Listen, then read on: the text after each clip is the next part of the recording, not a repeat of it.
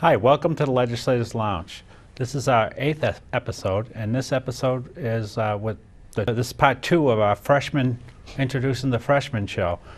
Today with us we have, well, first off, I'm Jim Webb, your host, and co-host is Brian Chirichiello.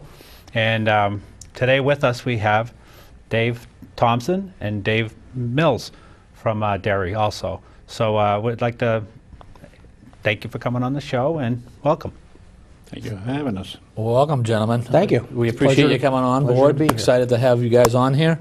And what we'll do is we'll start by giving a little bit of a background for the audience. We'll start with Representative Milz. If you want to give us a little bit of background about yourself, it'd be great.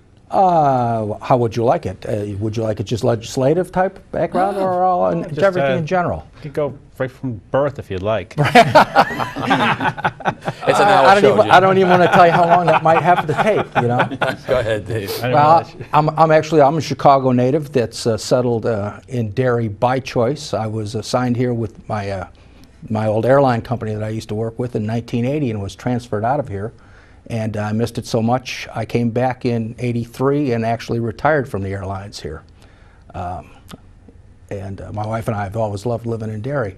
I got involved in local politics with the old Derry/East Derry Fire Department. I ran successfully for the East Derry Fire Commission. And after that, I ran for the town council, was elected for 3 years, and that whetted my appetite enough to get me interested in being a state legislator and see what we could help and do to accomplish for Derry. Great.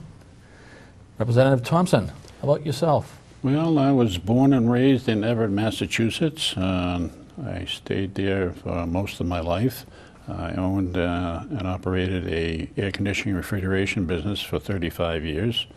And I retired from that, and my wife and I moved up here to Derry about 9 years ago, and to be closer to her sister. And I just got interested in town activities. I was on the zoning board as the vice chair for a while, and then I left and I went back again and now an alternate. And I decided to run for the legislature. I thought I could do some good for the state and the town of Derry. All right.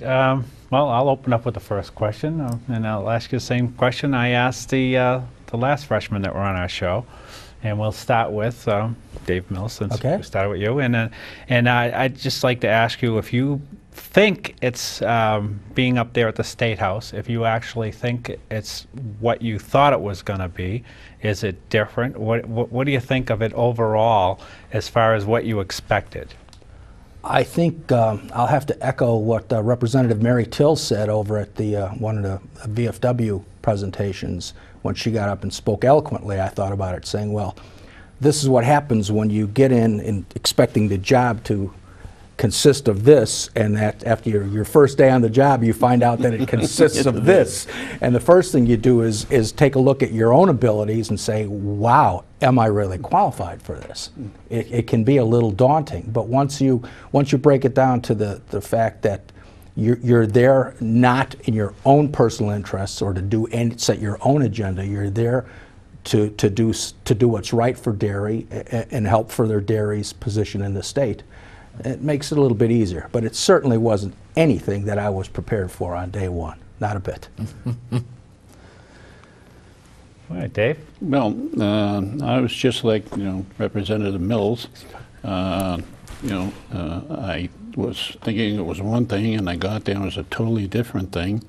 It is a difficult job, and I'm on the Judiciary Committee, and that is a very intense committee, and it takes a lot of concentration, a lot of work, and it's not a part-time job, but a full-time job, I think.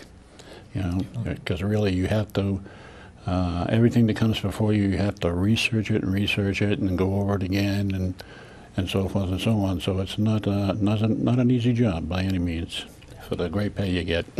Right, yeah, right.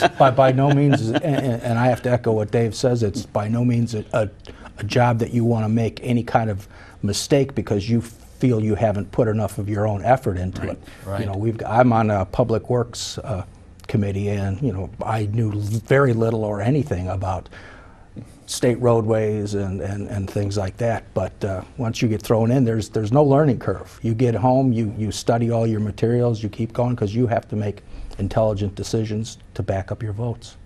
Right, absolutely. And I mean, we're taping now, but we were in session Wednesday, the 22nd, just to let everybody know, and the big bill that we've been all talking about for the last, what, 2 months, about the casino bill. And unfortunately, it failed in the House. But tell me what your thoughts were on that particular bill. And I was very disappointed that it failed, and I was actually ill that day. I was running a fever, and I had opted to stay at home, not realizing that that bill was on the docket that day. And I received a number of calls from some of my other state representatives here. It said, Dave, you've got to, we need this vote, and it's in Derry's best interest. And I thought it sure was, so I went to my doctor, got a shot, took my aspirins, got dressed, and showed up in time for the vote, and was very disappointed to find out that we did not pass a casino bill. I thought it would have been a tremendous help to Derry in its tax situation. right. I would like to point out that almost the entire Derry delegation was pro 152 for the pro casino for this bill, but unfortunately there was a little bit of misunderstanding the way the paper had printed it, and it appeared that we all voted against it, which we were voting against killing the bill, not against the bill itself. Right. So that's a good point. Yeah, the paper did not specify that, so it can be interpreted confusing differently. when you see a nay vote next to our names. That's not that we were voting against the bill. bill. You might want to tell them the newspaper that it was. Yeah, it was in the Union Leader the very next day. Yeah. I mean, it is what it is. I mean, they printed the roll call and it said nay, but we were actually voting on whether or not to kill the bill, not for the bill. Not to pass it. Right. Yes. What was your thoughts on all the casino talk for the last couple of months? I have been for the casino bill. My constituents have been calling, and I've received a lot of emails from Derry residents that wanted the 152 to pass, and I told them that I would be doing it, and I did do it, and like I said I would. I did what the constituents asked me for, and but in my heart, I don't think the people really looked at that bill. I thought we could have done a lot better, because Pennsylvania made a better deal than we did. They got 55%, where we were only getting 30%, and a few other things that I didn't like. But you know, I was still for the gambling in New Hampshire, because it would have brought jobs. But I thought we would have been shortchanged on the deal. Right. And so I'm hoping that there is a bill on the table right now that they bring it back up and re-vote on that.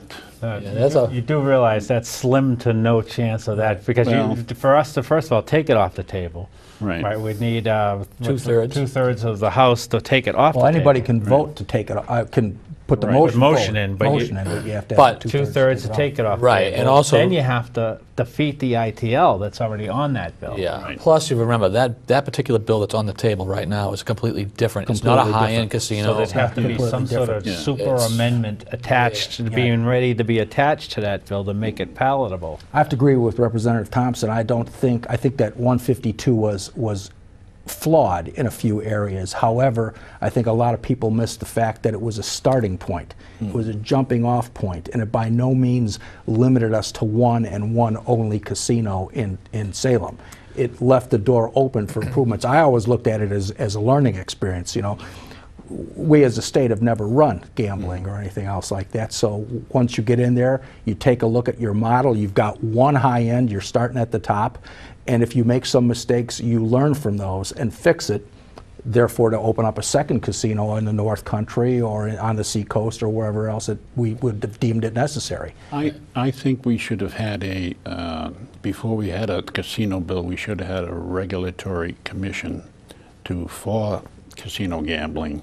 So people that were trained or knew exactly what they were doing and then introduce a Well, bill. we did actually spend some money on a study and all that for the gambling years ago. So this is not the first year. This gambling bill came up No, it's been last going- year as It's been well. going on for a few years, from what I understand. Let me ask you guys a big question. Were you guys surprised at how many of the Democratic leadership were against this casino bill? I mean, let's face it, this was Maggie Hassan really pushed the Democrats for this bill. My chair lady, Marjorie Smith, she's been there quite a long time, a Democrat, was the leader against the bill. She put on a lot of conferences and so forth prior to this vote, and she was really against it.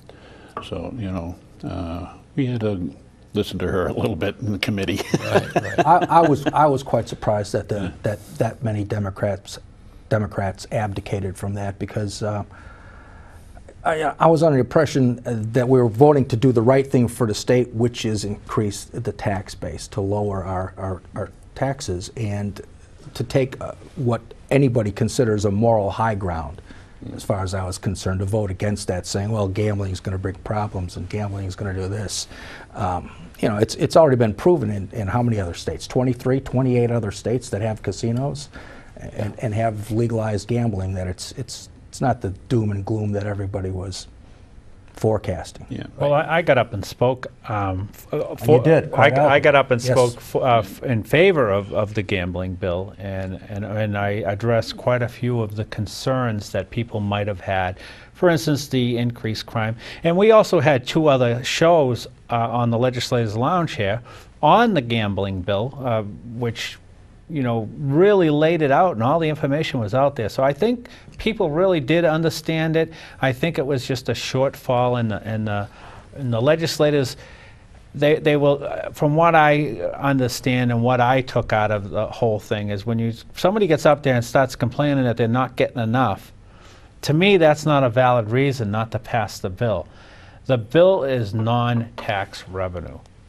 It would have been money that we could have brought into the state without taxing our residents. And bottom line, nobody wants to pay any more taxes than they have to. So, but unfortunately, that bill's dead. So. Right, and there was a motion to reconsider from another, again, a leading Democrat. I think it was Richardson, I believe, which kind of surprised me, because I thought maybe they would actually, you know, Overturn it? well, not overturn it, but just leave it alone, because if something came back. that was pretty shrewd politics. When you win with something like that, it can only be reconsidered one time. Right, Well, and we've and so- experienced that many times last You've year. got the Right. margin. But what he actually did was killed it until we can't talk about it for another couple of years here. Yeah. We can't during This session. During this session. And nothing similar or related to it can be brought up this next coming Correct. year. So it's kind of dead. That's what I'm saying. Dead is dead. But you know, when they did it, I sensed, at least the people that were sitting next to me, since this year they have the Democrats and Republicans all sitting next to. I don't know if it happened with you guys, but from what I noticed where I was sitting, there was a bunch of Democrats that didn't know how to vote on that reconsider. They had no clue which way they were supposed to go. So I think there was a break in the communication line on their end on that, and they didn't know what they were voting for on that reconsider, because some of them might have, that voted one way, voted the other way the next time. So they didn't know. Well, I thought it was a shame that the committee came out and put it forth in the way that it did, inexpedient to legislate. I would have thought that by putting it in a more positive, Right. ought to pass, Yeah. then you can vote it, yes, it should pass, or no, it shouldn't. Well, that's what the people don't understand, Right. because they don't get that information. So they think we all voted no on it. And I also believe that was done to limit debate, because, as you guys well know, there was, 17 amendments. If it had passed, Right. then we were going to be there all night listening to 17 different There amendments. was to the there bill, was so. 18 people talking on the bill, and Yeah. myself included. But that was just on whether or not to kill it. There was 35 pages of amendments. Yeah. 35 pages of Yeah. amendments that we would have had to consider. Now, this is, I'm going to ask this question because you guys are freshmen, Yes, we are. and we were freshmen last time, so it's not like we're that much more experienced than you. But what I'm going to ask you is, did you get the impression that some people might have voted against this bill, or just get it out of the way so they can go home? I didn't find that at all, no. I heard some comments to that effect from people sitting near me. I didn't get that impression, but I got the idea that once everybody knew that it was basically water over the dam, that was it. It's like, let's pack up, go home. Let's not try and fix anything. Let's not try and make it any better. Let's just bury this and go home. Yeah. Right. So that was a little disappointing. So even though the Republicans here in Derry, the 8 of us, basically, well, 1 vote didn't vote for the 9 of us. Nine voted for it, But- 1 voted against it. by losing, actually, I mean, do you see this as basically a Republican win? Because you know, the governor, being the Democrat, basically really pushed this and didn't get it. So, I mean, and then at the Senate basically stripped a lot of the House budget. So, in essence, what we've got here is we're working with a Republican budget from the previous couple of years. So, do you see it? Even though we wanted it, it would be really benefit us here down on the southern side. But I have to put it this way. Quite honestly, I don't consider it a Republican victory or a Democratic loss. I look at it as just a terrible loss for the state. That's the only way I could put it. I wouldn't even consider it a Republican victory. I would agree with that too, that this was a loss for the state because it was non-tax revenue. There was a plan in place. It might not have been a perfect plan, but it was a plan and it was a starting point. And it did, and by the way, it did establish a commission, as you spoke about earlier. That was in the bill. It would have established a commission to study future locations. So. Well, I thought it would have been better to put the horse before the cart rather than running alongside of it, you know. But when you're running with an $800 million deficit the year before, where are you going to get the money? Yeah. And don't forget, comparatively speaking, against the Pennsylvania, Millennium Group went to Pennsylvania and granted them 55%. Pennsylvania didn't ask for X amount of dollars for road construction. For road construction. They didn't ask for X amount of dollars for schools. They didn't ask for money to rehabilitate gamblers. They didn't ask for any of that. You know, and to guarantee income to all the charities that are going to lose money, that may or may not lose money. So there was a lot. I think comparatively speaking, it was very equal, and to get us up from 35% to 55%, we should have. That bill 152 was written by Millennium Gambling for the legislature. Well, now we went over that in one of our shows, and it was in the second gambling show where we had the Coalition Against Gambling was on our show, and they said the same thing. But when you think about it, if Millennium is there, they have the money, they're ready to do this. And then I says, well, if the other how come the other companies can't do it? And their answer was, well, they don't have the money. Well, do we want to let a company in that can't even get the money up to even get backers to build a casino of this stature to even come in? No, we don't want somebody that's going to barely make it. Then then the state would definitely be subsidizing that. Well, I just thought it was not properly researched before the bill was presented. We could have done a lot better for the state of New Hampshire, I think. You know. All right, we'll come back to gambling a little bit, but sometime, you know, that was a 2-hour debate. Yeah. Now, there was another subject that was an hour debate. And I think we broke it down into just about 10 minutes and covered the same, were you guys 2 hours. Were you guys amazed that we spent an hour on the loon bill? Yeah, now that was a very, very big one too. Yeah, imagine as much time as we spent on that bill and how many people's emotions were going on that bill. What did you think of that? Well, you asking me or him? Oh, you might as well start. Well, I'll tell you what. I'll go first on this one very quickly because I can abdicate because I was ill that morning and I wasn't there for that. Okay, so you so got the pleasure of missing it. I have the pleasure of missing that. I just heard all the horror stories afterwards. Let me so I'll just turn over to just say Representative this, Thompson. okay? I think that was the most ridiculous bill that's ever come before us. Okay. There was not the lobster bill. I was going to say the lobster bill wasn't so ridiculous. It was just not researched properly. There was no scientific proof that the loons were being killed by these jigs or anything else, you know. And I just thought you know, and all the things I was hearing afterwards and in the emails and all that were saying that you know, there's no scientific proof, and that you know, they're killed more by bald eagles and, you know, the environment and this and that and the other thing. And I just thought it was a total waste of Well, time. I could chime in a little better on that because that's my committee. I'm Right. on the Fish and Game Committee, That and explains a lot. I was on the I was on the study committee for that last year, and it was the recommendations for that particular thing was to study it a little longer, build a better relationship with the fishermen to try to get them to voluntarily go over to Tungsten. And that sort of thing, and have meetings and see what they can do to work out the problem. And it was agreed upon that legislation would not be brought up until 2014. But January 1st, it was filed. Yeah. So it tells you that, to me, just looking at that, never mind the scientific evidence that we looked at that didn't prove either way, Right. whether it was killing them or not killing them. But you're only talking about 2 loons a year anyway, Yeah. 2 to 3 loons a year. They said 5.3. Well, but then it was yeah. only out of the 5.3, only 50%, 40 to 60% are killed by lead. So, Yeah. so when you break that down to 50% of 5.3, comes to 2.6. And besides that, your own Fish and Game department says that it's not enforceable. Right. And it's not needed. They were Yeah. totally against the bill. I know it, so it was utterly That ridiculous. was pushed through. That particular bill was pushed through. It was a Senate bill. I'm surprised it made it past the Senate, but it did. It was a feel-good bill. People feel good about saving the loons that don't need saving, but it makes you feel good that you saved them anyway. So it's like my wife.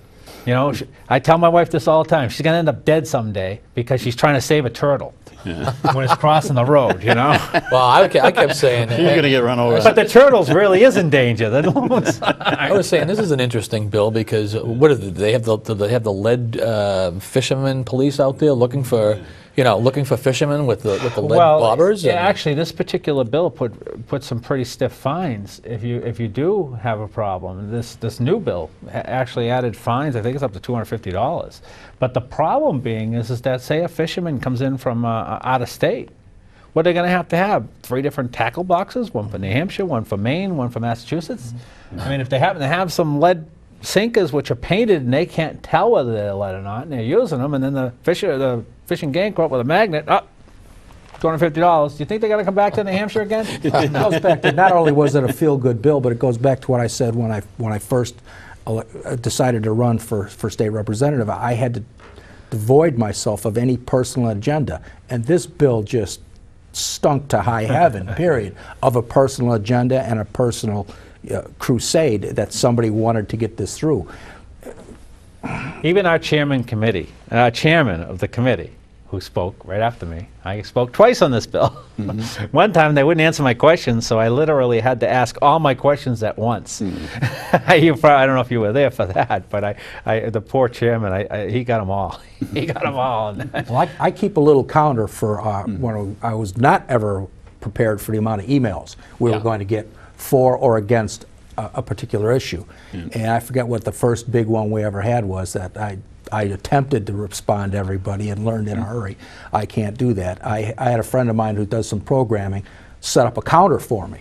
So I could just log in what the bill number is and I just, boom, for, against, for, against. I could tell you out of 98 emails I got on the lead sinker bill, 98 of them said, you people are nuts. There's no reason to do this. And I only got one impassioned 3-page email saying, if you only save 1 loon, you're saving the world. Please vote for this. You're not on the Fish and Game Committee. That was the 98 you got after it passed. Okay. The 300 I got before it passed. While it was in committee was a whole other story. And then the 7 hours of testimony we heard on that bill.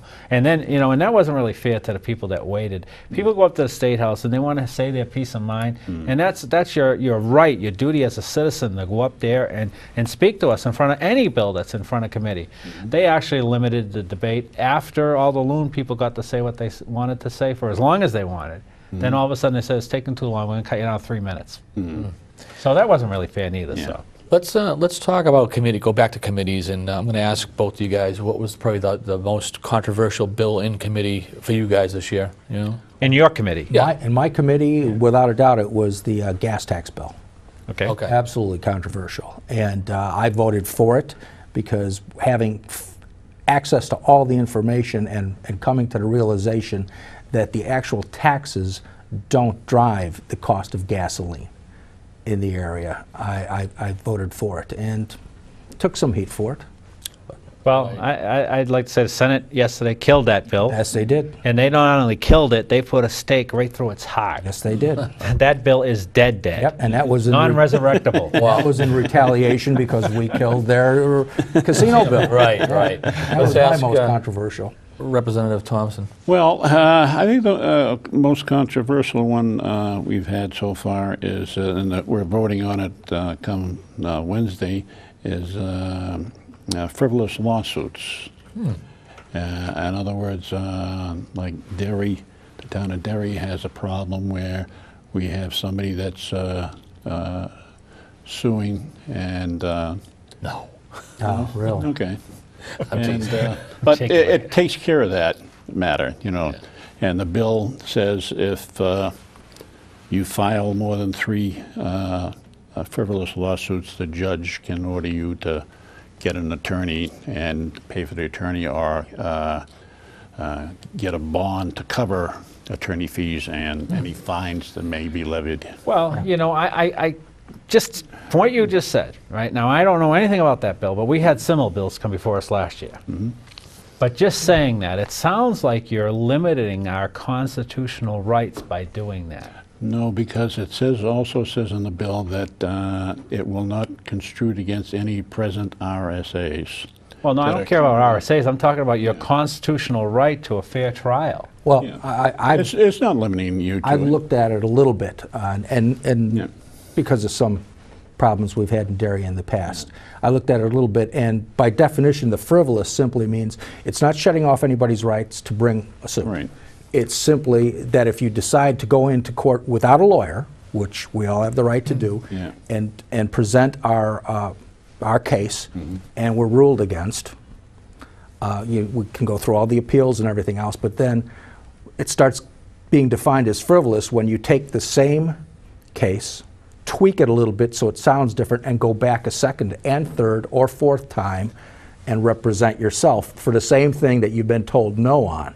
Well, so it finally just says, after 3 times, I believe it is, after the 3rd time, you have to come with some legal representation, because otherwise you're not arguing legal facts. I could see that point, but didn't that particular, what you're talking about, how it's happened here in Derry, didn't that person prevail on one of those cases afterwards? From what I know of, there was 1 out of 28. So that's one person that's constitutional rights might have been violated, and that's where I have a problem with that particular thing, is that somebody should have that right. That wouldn't have applied to that person. That person is a lawyer. And let's face facts. I mean, sometimes people know the court systems, and they can tie it up for as long as they want. And you know, where's the advantage of the people that actually have money versus the people that don't have money? So you know, there's got to be something that's got to be looked at. And it certainly never stops you from filing that same lawsuit over and over again. It just tells you. Now, is it strictly lawsuits, or is it any legal?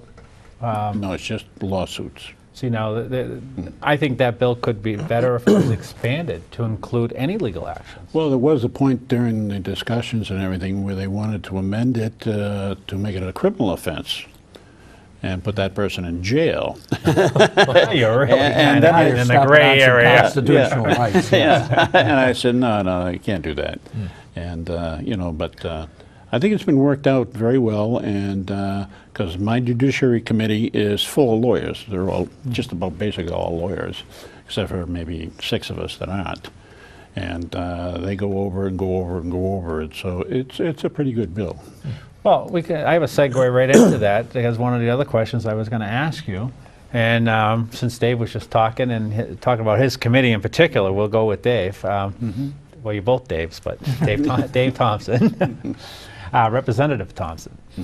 The segue is the question, same question we asked the other candidates, the other guests, I should say, is what do you think of the quality of the people we have up there in the State House, considering we are a volunteer legislator? I plead the 5th. Okay.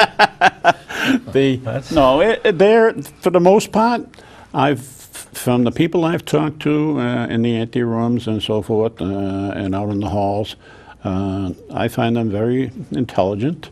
There are a few that are little strange, but you know, I didn't really get to know them that well, you know. No, I'm talking overall. I mean, because you see how many bills that come in before us and the complexity of some of these bills. And I'm glad you segued to him first. Because that gave me a time to frame this a little bit more. I think that everybody went up there with everybody that goes for this position, as far as their compassion, their idealism, and their intent. Everybody up there is 100%. When we get onto the ability side and preparedness to actually carry through on some of their thoughts and ideas, I wouldn't give everybody anything above a C. As overall, I'd give us all, including myself and all of us, about a C. But there's a couple of, thank God, there's a couple of great A and A+ stars up there that help. Yeah. Well, you know, I would think that I'd have to disagree with you on that. I think we have a tremendous group up there, and when you listen to some of the debates, and in the last session, I actually sat in on quite a few different committees because I was available. So when you were available, you volunteered to sit on the committee. So I did the execs on quite a few bills last session, and I was very impressed with the knowledge and the ability of the people that were speaking, and even my own bills that I put in this year, when I went in front of the different committees with my bills, the questions they asked me, they were right on. They knew what they were doing. It wasn't like you know, I was very impressed with the quality we have. Our viewpoint might be a little bit more tainted because we tend to hang out with the rest of the freshman representatives, and most of us are like still wet behind the ears and learning the process as it goes on. Then, I mean, that brings up another good question. I mean, Jim and I got elected a couple years ago, and we were in the House when it was the Republicans were in the majority. You guys are freshmen with the Democrats in the majority. What's your take on that? I mean, how did you find that to be? I think that it depends on what committee you're in. I'm on the Public Works and Transportation Committee, Public Works and Highways Committee, and I have to say, it's, in my feeling, it's completely nonpartisan. We've almost always had a full 19-0 vote or an 18-1. We're almost always on track on the issue, to the point where you don't even remember who's Republican and who's Democrat in the committee. And I think that helps a lot in the committee. So I can't speak on how it is sitting there. Right. Why do you feel that is? Is that because you guys talk the issue right through, solidly through, and? Well, I think it's 2 points. One, that we do talk the issue through from start to finish, and I think the second part is because it's basically infrastructure. It's an infrastructure committee. Yeah. There's no morality or ambiguity about, you know, how is this going to affect you know, the spotted turtle here or there or something else like that. Right. This is all about the infrastructure, what's best for it, and you know, how do we go about fixing this and proceeding, and very rarely do we have to get into, you know, constitutionality or individual rights. So that's a big point. Very good point. Well, my Fish and Game Committee, I'll just step in real quick, and we're usually, now beside that loan bill, we're usually like the 16-0 as well. So it's that loan bill was a split right down the middle. How'd the gas tax bill go? The gas tax went 19-0. It went complete. Really? How come it didn't go on the consent calendar then? We absolutely decided. Well, it couldn't because it was a fiscal note, wasn't it? Oh, okay. Well, no, we just decided that we did not, even though we were recommending it, we thought it was important enough to not put it on the consent. Somebody would have pulled it anyway. Somebody would have pulled it anyway. So we just arbitrarily decided, no, we're not going to put this on the consent. Yeah. So Dave, go back to the original question was your thoughts being a Republican in a Democratic-led House. Impressions. I think everybody works together pretty well, and I think it was a good idea actually to put the Democrats and the Republicans all mixed in and mingled rather than the division like before. Because you know, I've been able to sway some of the Democrats to vote for the Republicans. Right. And by sitting there in a mix, do you feel that you get both sides of the debate? I mean, because we're all talking together. Oh yeah, because we all talk, regardless whether we're Democrats or Republicans, even out in the ante room. You know, like yesterday, you guys were over there. I was talking to a Democrat. You know, and I get their opinions and they get mine, and I think, you know, we vote. I think all in all, it's a hearts. pretty good. Yeah. I think it's a pretty good Yeah. two-way street. If anything, I just personally, I feel the most pressure from some of the hardline Republicans that don't want to compromise on anything. Yeah. When I can see a way to compromise a little bit on something. That's because it's the party that you belong to. Exactly. I would assume that Exactly. the I would Democrats- assume the Democrats feel the same way. yeah. So. Well, we have divisions in our own party. They must have divisions in their party as well, seeing that, you know, well, I think it was more than half of them didn't I support think the you get- governor. I think you get more old-time hardliners that have been there for years and years, and it's been that way, and that's the way they were going to vote, you know, regardless of whatever anybody thinks, which is not the right way, but, you know, that's just the way they are. Politics. Last term, I actually spoke to a seatmate of mine, and he brought up a good point that it's nice to be able to be on some local boards before you get to the State House, because some of these bills that we're talking about affect the towns a certain way. Right. And when you're on a board like zoning or planning or town council, you actually get to know the feel of that bill and how it will affect the town. I mean, do you agree or disagree? Oh, absolutely. Matter of fact, I think it should almost be a requirement that before you go for anything for the State House, you should have served at least on a local committee or a local board or something, just to give you some some yeah. capacity of some background, if anything as simple as Robert's Rules of Order and how to speak and how to conduct yourself. But once again, I think a lot of it goes back to what committee you happen to be on and how much it affects the town. What do you actually think of the atmosphere in the House? Now, you haven't experienced what we've experienced, so it's a little bit different this year than it was last year. And I'm just wondering how you. I'll say how I feel afterwards. But how do you feel the atmosphere or the cooperation between the two parties is? I don't feel that there's any bones of contention. I think there's some philosophical differences on individual platforms, platforms, on how they want to stand on that. But I don't feel any animosity. I don't feel any rancor. I don't feel anything like that right now. It's kind of a it's not gang warfare. It's like, well, you belong to this fraternity and I belong to that fraternity, and by the way, it's Fraternity Friday, so let's get together and you drink your Coors and I'll drink my Bud and your Miller Lite, and we're all drinking beer. It's that kind of thing. Yeah. There's no everybody's looking around for a rock to pick up and throw at each other. I don't feel any of that. But that's this year. That's us as freshmen. I feel the same way. Yeah. Well, okay. Well, with that, I'll say that this year I actually feel like it's less hostile. The Democrats have been extremely friendly to us. I mean, they talk to us. They help you when you're trying to get a bill. Like we'll go into that in a few minutes, but I put a couple of bills in, and I feel that they actually were out there trying to help me. So it's totally different than it felt last session for us. What do you think, Brian? Yeah, I kind of agree, but you keep in mind, the first term that Jim and I were in there, we actually, the Republicans had the House, they had the Senate. They had a supermajority. They had a supermajority and an overriding, so I really felt that the party or the leaders involved felt that it was an opportune time to get whatever they wanted to get addressed at that time. Did it go too far? That's I was going to say, with no disrespect to the last couple of years of representatives, the last 2 years I heard nothing but bullies put on, any paper you Negative, picked very up. It was negative. always negative. It was all there being bullies and everything else.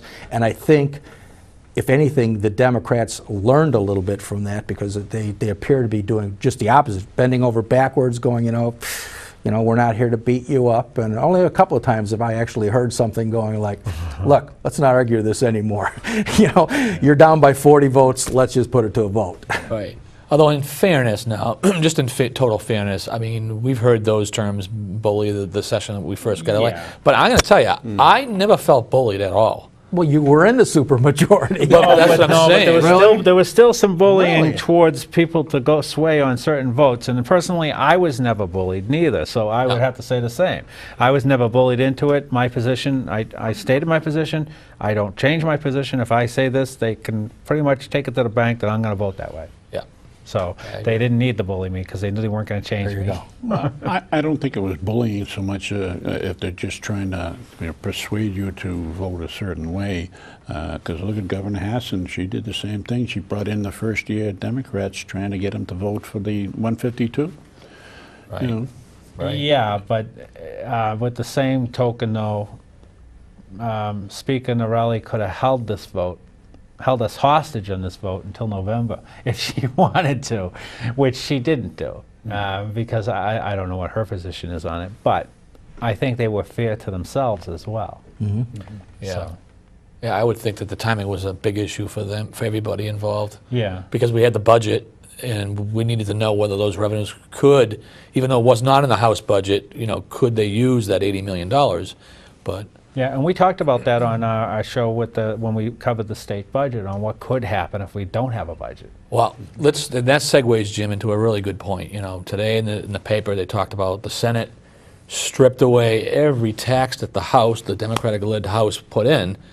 And so, and you don't have the casino on our side. You don't have any of the gas tax increase, cigarette tax, You don't have cigarette tax either. or any of that stuff. So now, it really falls back to the old Republican budget, which It's a balanced budget right now. It was a balanced right. budget. It's But actually a we had talked about surplus. it earlier, where it could be a sequestration similar to the federal government. We could see a shutdown of state government. It's possible. It's a possibility. So my question to you, gentlemen, are: do you think that things can get ironed out between the House and the Senate, or do you think we're going to see a stoppage? I think they'll get worked out a little bit. I think one thing that's not going to hurt anybody is the fact that the 10-cent cigarette tax reduction that took place last year will expire and roll back in. Right. So even that's though an automatic increase. that's an automatic increase that nobody's saying anything about. What did get shut down was the 20 cents on top of that. So there is some money that's going to be coming in as a small tax increase. And the only other thing that they've reached an agreement on was the heating oil fuel quarter-cent Right. cleanup recovery They passed tax. that one? Yes, Oh, yes, okay. the Senate did. I think the biggest issue is the 93 widening. I mean, it affects that's- all of us here in Derry. I think that's what's going to be hurt the most on this budget. Yeah, and we can, from what I understand, we can't even bond that project unless we have the income. Well, that's the way the bill was written when it came through the House last session, is that the only way you can bond it is if you have a guarantee of the money. And right now with the federal government, you get no guarantee of anything. Right. Exactly. Right. Well, the Public Works and Highways actually does the capital bonding budget also. That's what we're charged with. And we had a meeting with the treasurer who said flat out, it's $150 billion, that's all you can bond this year. That's it. So we had to pick and choose. And obviously 93 wasn't in there for this. But that's why it's part of the 10-year plan, so. Right. All right, let me lead into this one here, which I asked the other group of freshmen. Being freshmen, and of course us being freshmen last year, we were instructed that you maybe should sit back and watch and not put any bills in. I just wanted to ask you if you put any bills in yourselves this year. I have not at this point. Well, I shouldn't say that. I co-sponsored a couple of mine, one for Derry with the Potato? The one that no, well, the potato one was basically for the kids at, think at the everybody school. co-sponsored that Everybody one. got that one. everybody, But I the, believe everybody from Derry did co-sponsor that bill, and it passed, and the governor But signed the it. one with for absentee ballot voting, being able to Yes. open those up, which is directly affects Derry. I was one of the co-sponsors on that. But as far as authoring a bill to be the major sponsor, I have not yet. Nor do I feel I'm at this point in time I'm qualified enough to. I feel the same way as Dave does. I have not sponsored any bills as of yet. I am working on one which I can't go into, but with the Chief Justice of the Supreme Court. And that I hope will be in next sessions come September when we have to file for them. I have co-sponsored bills with you, Jim, and with you, Brian, on a few, plus a couple other people, I believe. And, you know, that's about it. All right. Well, that's pretty interesting. Now, did they tell you during orientation that you should wait a year? They kind of told us that first year you really shouldn't do anything, sit back and watch. Second year, if you feel like you want to throw some bills in, go ahead. Did they go over the same with you? Nobody really said that, but you really didn't have the time to. You know, by the time you got elected and you got sworn in, and it was the closing date.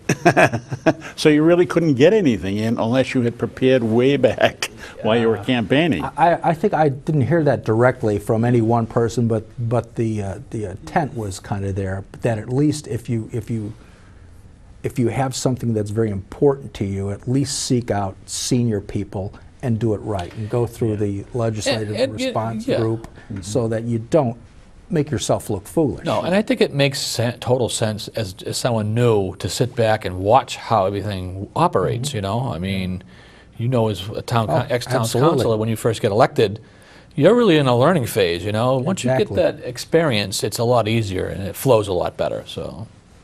Yeah, I would agree that, you know, you just sit back and kind of watch, and then you go. Like, I put in, I believe, 5 bills this year, and I was surprised at how easy it was. It isn't really as well, it depends on how complex your bill is and what you want, because you have to get all the wording just right. Because, you know, we just this past session day, we had to disagree with the Senate and then agree with the Senate on a couple of different particular items, and some of them might have been I think because it was a comma wrong in one of the bills. Right.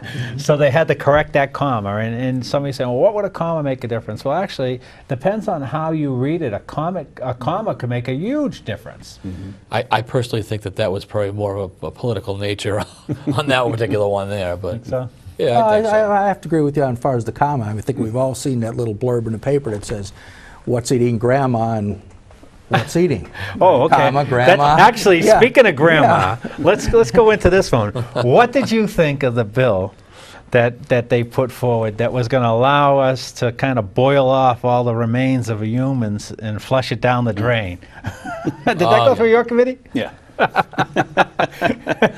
Yeah, that was Mike Kapler. Yes. Spoke on that very eloquently, I believe. The Senate did kill that, by the way. Oh, yeah. Yeah.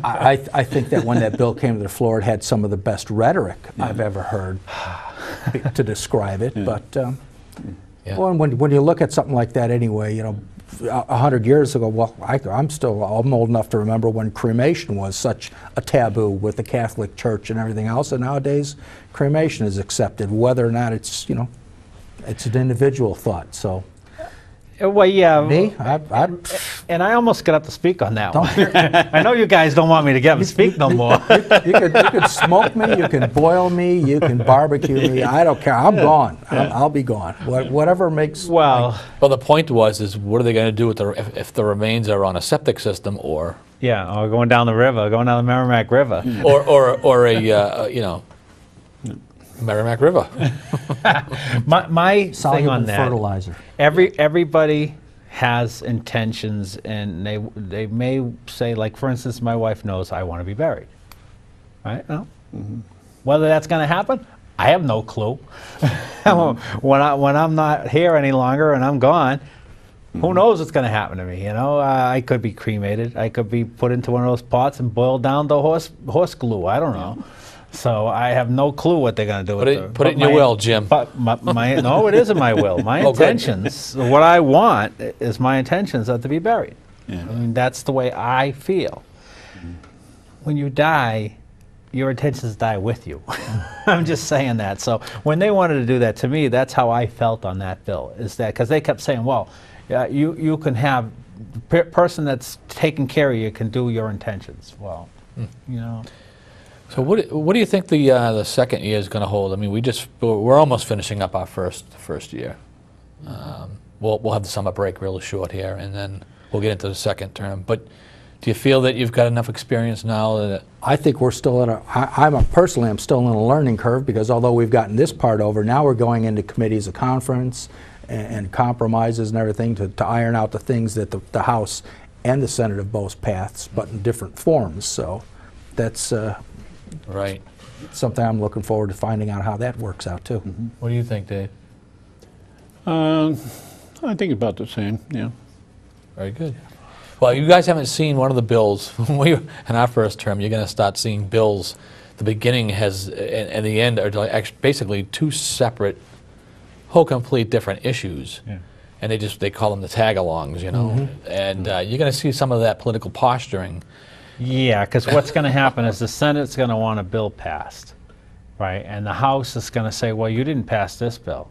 So this gas tax may be dead, but it could come back because it could be tagged on a Senate bill that they really want to pass. But I don't think the Senate, I really don't think that the Republican Senate is going to pass any tax that's going to be directly passed on to New Hampshire residents. And I agree. I don't think the Senate is going to pass any tax. I think they've made a promise on that, and and they've shown that. So again, that goes back to what do you think is going to happen to the state government? Do you think it's going to shut down, or are they going to work it out? Because I think they'll have to work it out. I think they're going to come down the line and then they're going to work it out. Yeah, I think it's simply who's going to blink first, and that's a tough one to call, because in the House we know that the Republicans will blink first because the Dems have the majority, but on the other side it's just the opposite. Yeah, but see, the benefit of the Senate right now is the Senate could sit back and watch, and the reason why is because all just like in Congress up in Washington right now, they're blaming the Congress for all the problems, but it's not really the Congress's fault, because all money comes from the Congress, all money comes from the House. It's the same thing with us. So they can't really blame the Senate if you don't give them something to work with. So, you know, and it'll be interesting. So I'm looking forward to the second half. What I sincerely hope is that I still remember my sense of awe the first day I drove up there and had to walk up. That's a pretty long walk from the parking garage. Turn the corner and the wind gets you. I couldn't tell you. But my emotional feelings when I saw the actual Capitol Dome and was walking up there, and I mean every step I took got a little bit heavier and heavier. Going, wow, this is your time. Now you got to perform. You got. Well, that's a good thing, because something Brian asked last time. How did you feel in the Great Hall? Being sworn in. Yeah. I hope I never lose that sense of pride. I hope I never lose that sense of wonder as long as I happen to be in the House of Representatives. I think it was a tremendous feeling. Yeah. How about you, Dave? I feel the same way. The only thing that it reminded me of, though, it was kind of funny, I was thinking at the time, this reminded me of being back in the 50s in high school in the auditorium, the way the seats were. You know, your kneecaps are up against the seat in front of you. And you're bumping into the guy next to you, you know. Well, it's not the Park Plaza, that's for sure. Yeah. Well, I tell you, when I was last year's experience, you know, I was totally like, wow, I'm here. You know, I can't believe this, you know. But we also, when we sang the national anthem for the first time last year, it was unbelievable. I think because we had the supermajority, everybody was singing at the top. Even the clerk Karen Wadsworth was like, "Wow!" Because it was so emotional. I think for everybody in that room. Right, and not only that, you know, when they announced the guests that are sitting in the gallery, doesn't that feel kind of special too? Because you really, everyone, all the reps actually turn and clap. Yeah. Yep, For our guests, Standing ovation, yeah. You know that says something as well. So I think there's some segments of pomp and circumstance that they should never do away with. I think because they're emotional and they're historical also, and that always has some value. right. What do you think? Now, this is a controversial question. I'll ask you. Yes. I don't know where you stand on it. I know where Dave stands on it, but I'll ask you first, since I don't know where you stand on the first thing in the rules that they did was take away the guns in the State House. Do you feel safer or less safe? I never felt unsafe in the State House, and I guess I have no problem with people carrying, but there's a time and place for everything, period. And I don't know that 400 of us need to be armed when we're having vehement conversations the way some of these debates have gone on. So. You were about to say altercations. Altercations, yeah, but it's never got. But honestly, it's never gotten to be an altercation. Well, I don't think you'd ever have all 400 armed. Even when they were carrying some of the people, you could tell who was carrying, because when it got really hot in there, and they gave you the permission to take your jacket off, the ones that didn't take their jacket off were the ones carrying. And there weren't that many. So, what do you think, Dave? I have no problem one way or the other, but I don't feel unsafe there. I mean, since they passed that rule, they've increased the state police presence. There's one down, I noticed that too. And there's one up in the gallery. Which they wouldn't agree to that amendment when it was put in, but they did it anyway. Yeah. And, you know, I don't care if they carry or not. It doesn't bother me. I have a woman in my committee who's probably a poster child for the NRA, you know, and she doesn't go anywhere without a gun, you know, so. Yeah, so we're kind of winding down. We've given the 5-minute mark. So I'm going to ask you gentlemen, closing any statements at all, how you feel about, you know, the group as a whole of the 10 reps from Derry. I think we've got a great representation of delegates. I'd be lying if I said I'd rather have all 10 of us be Republicans there. But I think that you know, we're all fair-minded.